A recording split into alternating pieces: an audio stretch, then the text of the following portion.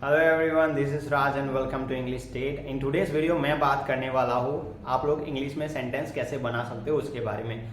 आप लोगों को पता है कि मोस्टली लोगों को प्रॉब्लम ये आती है जो इंग्लिश समझ सकते हैं, जब ये होता है कि उनके सामने इंग्लिश बोला जाता है या तो वो रीड करते हैं, है ना, तो वो इंग्लिश समझ पाते हैं, लेकिन जब बोलने की बात आती है they find it difficult. English बोलना उनके लिए डिफिकल्ट हो जाता है। अब ये डिफिकल्टी क्यों फेस करते हैं लोग? जस्ट बिकॉज कि जब हमें सेंटेंस बनाना होता है तो हमें पता नहीं होता कि कौन सा वर्ड कहाँ पे लगाना होता है। मोस्टली पीपल के पास, लोगों के पास वर्ड्स भी होते हैं इंग्लिश बोलने के लिए, but when it is about to form a sentence of that words, मतलब उससे सेंटेंस कैसे बनता है उसका आइडिया नहीं आता, राइट? या तो जब बनाते हैं तो उल्टा सीधा बन जाता है। सो उसके लिए आप लोग क्या कर सकते हो? सबसे पहले ना मैं आपको सेंटेंस का मीनिंग समझाता हूँ। सेंटेंस क्या है? सेंटेंस का मतलब होता है group of words set in a perfect formation और जिससे कोई मीनिंग निकलता है ना। सेंटेंस का मतलब ये होता है कि बहुत सारे वर्ड्स का एक ग्रुप और ऐसे फॉर्मेट में वो एक सेट किया हुआ है जिसका कोई पर्टिकुलर मीनिंग निकलता है, उसको क्या बोलते हैं हम? उसको हम सेंटेंस बोलते हैं। तो सेंटेंस में क्या क्या चीजें यूज होती है वो भी आपको मैं बताता हूँ। सेंटेंस के अंदर या हो सकता है सब्जेक्ट यानी कि कर्ता, कोई जो एक्शन ले रहा है सब्जेक्ट सेंटेंस के अंदर, उसके बारे में बात हो सकती है। नाउन हो सकता है, वर्ब हो सकता है, और भी बहुत सारी चीजें हैं जो सेंटेंस के अंदर यूज होती है। तो हमें इन सब के बारे में पता होना चाहिए कि हम लोग सेंटेंस बनाना चाहते हैं उसमें कौन से वर्ड्स आ रहे हैं, राइट? उसके बाद हमें देखना पड़ेगा कि देखो, हम जिस तरह से अपनी मदर टंग में सेंटेंस बनाते हैं वैसे सेम पैटर्न के अंदर इंग्लिश में हम सेंटेंस नहीं बना सकते। इंग्लिश का थोड़ा अलग है, राइट? फॉर एग्जांपल, अगर मैं कहना चाहता हूं कि मैं यूट्यूब देखता हूं, तो मैं यहाँ पे बिगिनिंग में आया, फिर यूट्यूब आया और उसके बाद देखता हूं, ये आएगा। लेकिन जब मैं यही सेंटेंस इंग्लिश में कहना चाहूंगा तो इस तरह से होगा कि I watch YouTube.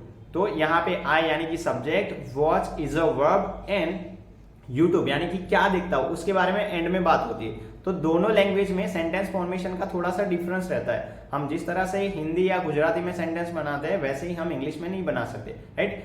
We need to understand the rule of that. उसका रूल हमें सबसे पहले सीखना पड़ेगा।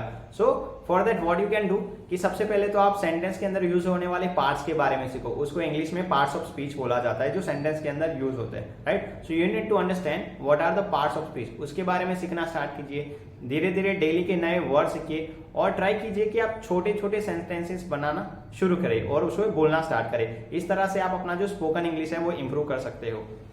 चलिए मैं आपको कुछ एग्जांपल्स देता हूँ हिंदी में जिसको आप इंग्लिश में कन्वर्ट करने का, ट्रांसलेट करने का ट्राई कीजिए। फॉर एग्जांपल, अगर आप कहना चाहते हो कि मैं फोन यूज करता हूँ, इस सेंटेंस के लिए आपके माइंड में कौन से इंग्लिश वर्ड आ रहे हैं, पहले तो उसके बारे में सोचिए। उसके बाद ट्राई कीजिए कि इससे सेंटेंस कैसे बनेगा। For example, if you want to say कि मैं फोन यूज करता हूँ, आप लोग यूज करते हो उसके लिए वर्ड यूज करोगे यूज, राइट? उसके बाद फोन, मैं, मेरे लिए क्या यूज होता है? आई। तो इस तरह से आपका सेंटेंस कैसे बनेगा? आई यूज फोन, मैं फोन यूज करता हूँ। चलिए एक और एग्जाम्पल देता हूँ। मैं जॉब जाता हूँ या तो मैं जॉब करता हूँ। अगर इसका आपको सेंटेंस बनाना है तो आप कैसे बनाओगे? मैं जॉब करता हूँ। जॉब का इंग्लिश तो ऑलरेडी वर्ड आपको मिल गया, जॉब। मैं के लिए क्या यूज होगा? आई। और करता हूँ के लिए वर्ड यूज होता है डू।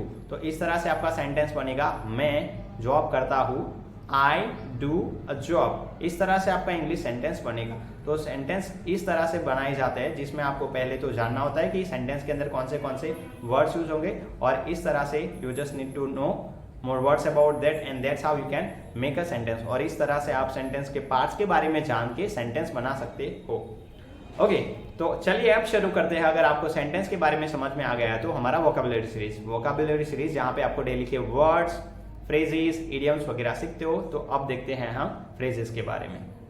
चलिए देखते हैं आज का फर्स्ट वर्ड। आज का फर्स्ट वर्ड है सेडिशन। सेडिशन का मतलब होता है देशद्रोह। ऐसा कोई काम या तो ऐसी कोई एक्टिविटी जिससे जो देश के अगेंस्ट है, या तो राजा या तो कोई सिस्टम के अगेंस्ट है, उसको सेडिशन बोला जाता है। उसके सिनोनिम्स है रिबेलियन, ट्रेजन, इंसुरेक्शन और म्यूटिनी। उसके एंटोनिम्स है लॉयल्टी और ओबीडियंस। उसके बाद नेक्स्ट वर्ड है कंसीड। कंसीड एक वर्ब है जिसका मतलब होता है स्वीकार करना और मान लेना बिना कोई ऑपोजिशन के। उसके सिनोनिम्स है एक्नॉलेज, एक्सेप्ट, ग्रांट और कन्फेस। उसके एंटोनिम्स है deny, refuse, reject and contest. उसके बाद का नेक्स्ट वर्ड है रैम्पेंट। रैम्पेंट एक एडजेक्टिव है जिसका मतलब होता है प्रचंड, बहुत ही स्पीडी वे में जो फैलता है उसको रैम्पेंट बोला जाता है।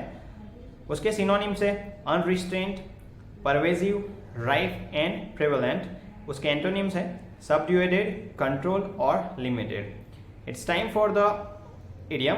आज का इंग्लिश इडियम है कैरेट एंड स्टिक पॉलिसी। का मीनिंग क्या होगा कि अगर आप कोई काम कर रहे हो उसके लिए पहले आपको अच्छा काम है तो उसके लिए रिवॉर्ड मिल रहा है, और अगर गलती कर रहे हो तो उसके लिए पनिशमेंट मिल रहा है। तो इसके लिए जो फ्रेज इडियम यूज होता है उसको कैरेट एंड स्टिक पॉलिसी बोला जाता है।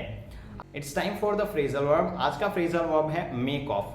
मेक ऑफ का मतलब होता है अंडरस्टैंड और हैव एन ओपिनियन, जिसका मतलब है कि समझना या तो कोई चीज के लिए, कोई इंसान के लिए अपना ओपिनियन होना। इसका सेंटेंस है what is your make of about the new boss. नए बॉस के बारे में आपका क्या ओपिनियन है।